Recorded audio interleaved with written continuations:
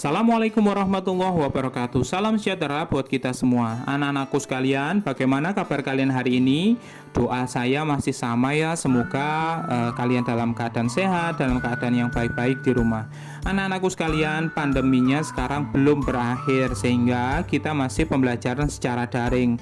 Teriring doa semoga pandeminya cepat berlalu sehingga kita bisa masuk ke sekolah kembali dan belajar bersama di dalam kelas secara tatap muka.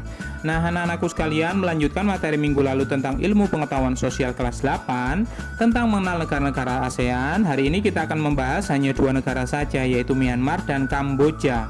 Adapun yang akan kita pelajari yaitu masing-masing profil dari negara, kondisi geografis dan astronomis, bentang alam, sumber daya manusia, sumber daya alam, kemudian perekonomian terkini, kondisinya seperti apa, dan juga kerjasama yang mereka jalin apa saja. Nah, kita mulai dari negara yang pertama yaitu negara Myanmar.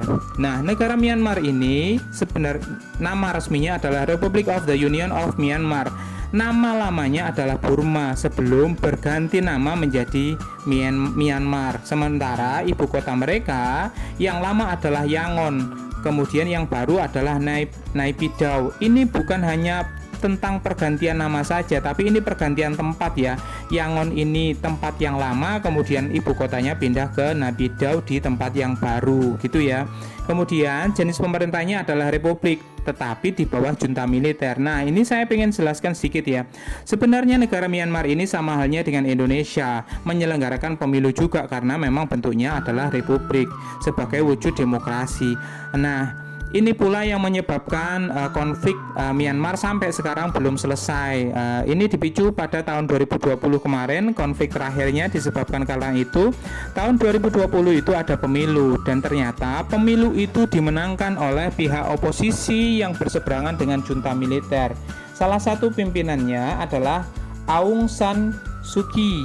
Nah, karena dia menang, junta militernya tidak terima, maka tokoh-tokoh dari yang berseberangan dengan junta militer itu ternyata ditangkapi semua.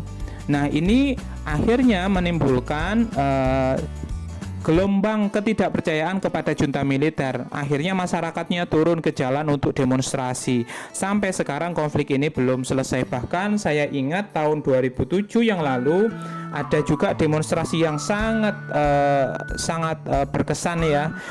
Karena waktu itu ada yang namanya Saffron Revolution ini pada tahun 2007, di mana waktu itu ada ribuan biksu bahkan yang biasanya mereka tidak pernah turun dan ikut serta dalam mengurusi pemerintahan, mereka terpaksa turun. Ribuan biksu itu ke jalan untuk berdemonstrasi, membaur dengan masyarakat menjadi satu untuk memprotes junta militer. Akan tetapi ternyata peristiwa itu memakan korban sebanyak 38. Bahkan saya ingat betul ada seorang perempuan usianya 19 tahun, panggilannya adalah Angel. Dia menjadi salah satu korban penembakan yang dilakukan oleh junta militer. Dia ditembak di kepala. Waktu itu yang saya ingat adalah dia memakai kaos dengan dengan tulisan "kita sedang baik-baik saja", itu ya. Itu sangat terkenal. Semoga saja konflik di Myanmar segera berlalu ya, dan tidak ada lagi korban-korban berikutnya. Nah, sekarang kepala negaranya, ini betul ya, kepala negaranya adalah presiden, tetapi seperti yang saya ceritakan tadi, pemerintahannya sekarang masih dipegang junta militer. Otomatis presiden juga masih belum ditentukan karena juga dipegang oleh junta militer. Semuanya dikuasai oleh militer ya. Kemudian kepala pemerintahannya adalah Perdana Menteri. Kemudian bahasanya adalah Burma, agamanya Buddha, Hindu, Kristen, Islam. Nah, ini saya juga pengen cerita ya. Ini selama pemerintahan junta militer juga ada diskriminasi yang sangat besar kepada kaum Muslim atau Islam, di tepatnya Rohingya, di mana Rohingya ini mendapatkan perlakuan yang sangat tidak manusiawi. Bahkan terjadi pengusiran ya dari tempat mereka tinggal. Kemudian kita lanjutkan suku bangsanya yaitu Burma, Karen, Shan, Mon, Arakan, Cina, dan India. Kemudian jumlah penduduknya ini 54 juta jiwa. Ini bersumber pada World Meter Population tahun 2020 pada bulan Januari. Mata uangnya kyat. Lagu kebangsaannya adalah Kaba Maike, kemudian hari kemerdekaannya adalah 4 Januari 1948. Kita lanjutkan, letak geografisnya 11 derajat lintang utara sampai 28 derajat lintang utara. Dan bujurnya 92 sampai 101 bujur timur. Iklimnya, Myanmar menjadi satu-satunya negara yang memiliki 2 musim sekaligus di ASEAN. Ini di bagian selatan beriklim tropis, sementara di bagian utara beriklim subtropis. Utara itu bagian atas ya. Kemudian kita lanjutkan letak geografisnya sekarang. Luas wilayah Myanmar mencapai 678.036 km persegi ini sebenarnya ya. Negara Myanmar terbentuk dari 2 lipatan pegunungan di sebelah barat dan sebuah patahan blok di sebelah timur. Keduanya berjajar dari utara ke selatan. Jajaran sebelah barat mencakup deretan pegunungan Leta, Bukit Jin, dan pegunungan Arakan, Yoma yang diliputi hutan-hutan yang lebat karena memang sebagian besar wilayah Myanmar masih berupa hutan juga ya. Kemudian letak astronomisnya ini sudah ya. Kita lanjutkan pada batas wilayahnya yaitu Cina. Bagian utara, timur ada Laos dan Thailand, selatan ada Laut Andaman, sementara bagian barat ada Teluk Benggala dan India. Kita lanjutkan pada keadaan alamnya. Dataran rendah membentang mengikuti alur sungai Irrawaddy. Nah, ini sungai yang sangat sentral sekali, dan sungai Sitang sampai ke pedalaman Mandalay yang letaknya diapit 2 jalur pegunungan barat dan timur dengan muara di Laut Andaman.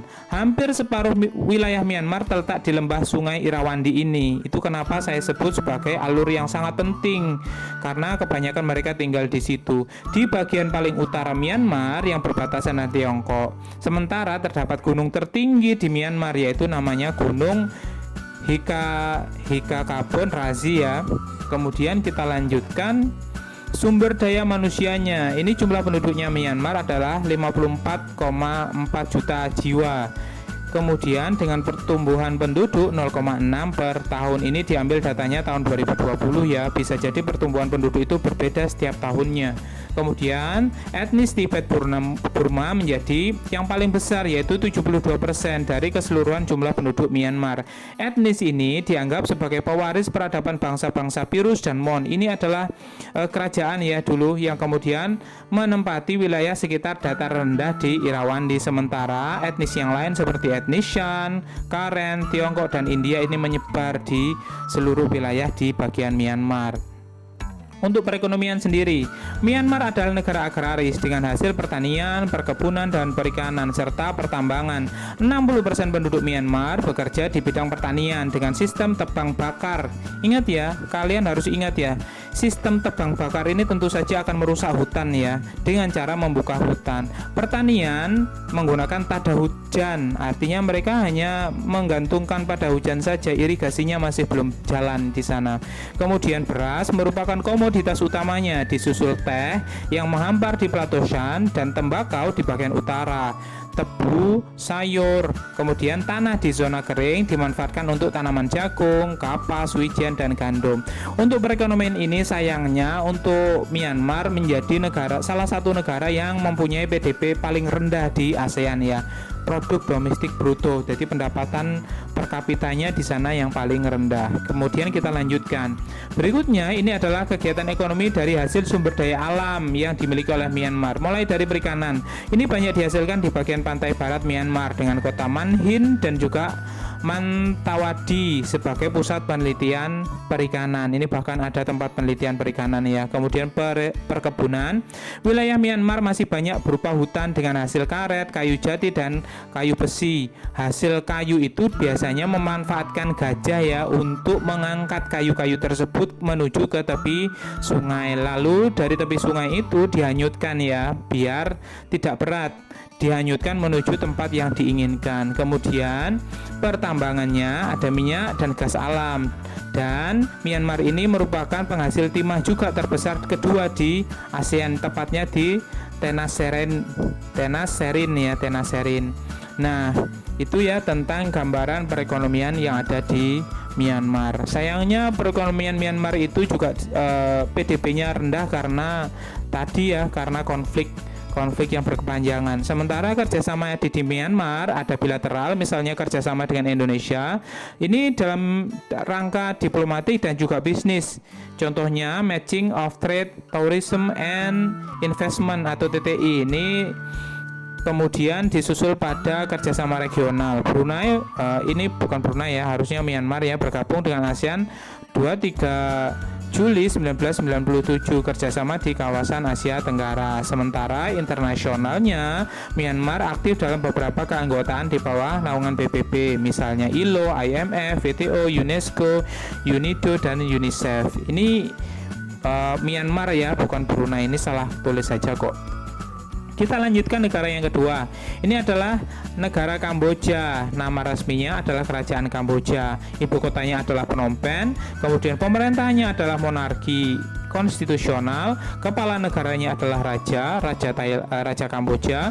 Kemudian kepala pemerintahnya adalah Perdana Menteri. Bahasanya adalah Khmer dan Prancis. Kemudian agamanya ada Buddha. Suku bangsanya di sana adalah Khmer, Vietnam, dan Tionghoa. Jumlah penduduknya mencapai 16,7 jiwa. Sementara sumber ini diambil dari World Meter Population pada Januari 2020. Mata uang mereka adalah riel. Lagu kebangsaannya adalah Nokorich. Kemudian hari kemerdekaannya 9 November 1953. Kita lanjutkan pada letak astronomisnya. Letak astronomis negara Kamboja itu 10 derajat lintang utara sampai dengan 14 derajat lintang utara. Sementara bujurnya 104 sampai 108 bujur timur. Iklimnya di Kamboja beriklim monsun tropis dengan suhu rata-rata tahunan 27 derajat Celcius. Pada pegunungan Elephant dan Kandamon curah hujannya mencapai 3050 mm per tahun. Sementara di daerah Tonle Sap, ini berarti daratan yang rendah ya, ini mencapai 1525 mm per tahun, jadi lebih sedikit di dataran rendahnya. Kita lanjutkan pada letak geografis di negara Kamboja. Luas wilayah Kamboja adalah 181.035 km persegi. Wilayah Kamboja 97% merupakan dataran dengan bentuk menyerupai piring. Jadi letak tengahnya itu lebih rendah ya. Bagian tengah ini disebut dengan daerah Tonle Sap. Adalah dataran rendah dikelilingi deretan pegunungan. Bagian utara pegunungan Dongrek, timur plato Rotan Kiri, dan juga Mondol.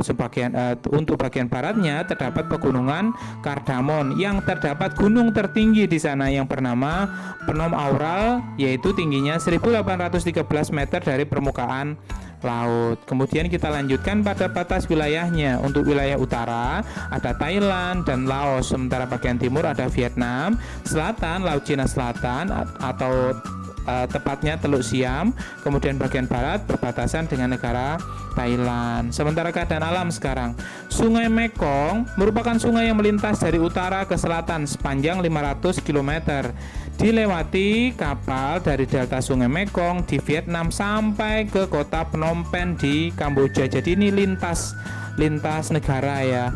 Kemudian Danau Tonle Sap. Ini ada danau yang namanya Tonle Sap, merupakan danau terbesar di Asia Tenggara yang terletak di Kamboja yang mengalir ke Sungai Mekong. Jadi Tonle Sap ini mengalirnya ke Sungai Mekong melalui sebuah anak sungai bernama Tonle Sap. Nah, jadi jangan bingung ya, ada danau namanya Tonle Sap mengalir ke arah Sungai Mekong melalui sungai kecil atau anak sungai bernama Tonle Sap. Namanya sama dengan danau terbesar. Jadi ada danau dan ada sungai. Juga ada wilayah dataran rendah yaitu daerah Tonle Sap. Kebetulan namanya sama ya. Kemudian sumber daya manusia. Penduduk Kamboja berjumlah 16,7 juta jiwa. Ini bersumber pada World Meter Population Januari 2020 dengan pertumbuhan penduduknya 1,4% per tahun diambil tahun 2020. Penduduk Kamboja terdiri atas etnis Khmer. Ini yang dominan ya, 85%. Sisanya ada etnis Tionghoa, etnis Cham, ini kaum muslim, kemudian suku pedalaman di Vietnam. Itu tentang sumber daya manusia yang ada di Kamboja. Sekarang kita lanjutkan perekonomiannya. Mata pencarian penduduk Kamboja bertumpu pada bidang pertanian, yaitu beras, dengan pengolahan yang masih tradisional. Pertanian ini berada di sepanjang Sungai Mekong dan Danau Tonle Sap. Seperti yang saya sampaikan tadi, letak dari Sungai Mekong dan Tonle Sap ini menjadi sangat penting bagi negara Kamboja karena mereka mempunyai kebergantungan yang sangat besar di situ. Kemudian industri Kamboja ini juga kurang maju disebabkan karena beberapa hal, antara lain adanya perang saudara, kemudian SDM-nya kurang terampil, dan buruknya sarana transportasi dan komunikasi. Kemudian perekonomiannya, untuk sektor pertanian menghasilkan padi, sayur, tembakau, karet, dan buah-buahan. Sementara hasil tambang ada batu bara, fosfat, biji besi, dan emas, dan juga tembaga. Sektor industrinya, industri di Kamboja terbatas pada industri semen dengan skala yang tidak besar. Ada juga industri rokok dan hasil kayu hutan yang menjadi hasil alam andalan di Kamboja. Nah, sekarang kerjasama yang ada di Kamboja ya, mulai dari bilateral dengan Indonesia. Ini pernah bekerja sama dalam menyelesaikan konflik di Kamboja melalui Jakarta Informal Meeting atau JIM, dan mengirimkan pasukan Garuda ke-12 pada tahun 1992 di bawah unit UN yaitu atau PBB ini ya. Kemudian regionalnya ada yang namanya ESCAPE yaitu the United National Economic and Social Commission of Asia Pacific. Kemudian ada yang lain juga. Untuk internasionalnya melalui badan-badan PBB seperti ILO, UNESCO, dan WHO, dan banyak lagi.